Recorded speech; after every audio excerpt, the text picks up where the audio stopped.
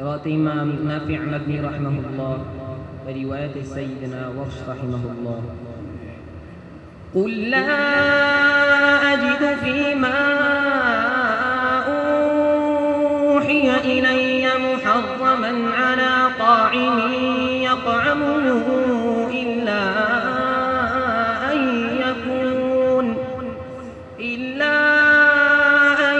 يكون ميتة أو دما مسفوحا أو لحم خنزير فإنه رجس أو فسق أهل لغير الله به، فمن اضطر غير باغ ولا عاد فإن ربك غفور رحيم.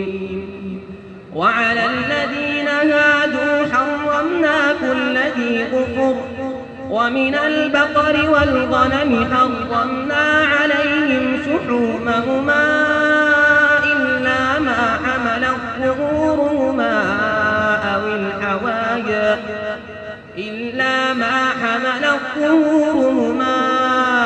الحوايا أو ما اختلق بعظم، ذلك جزيناهم ببغيهم وإنا لصادقون.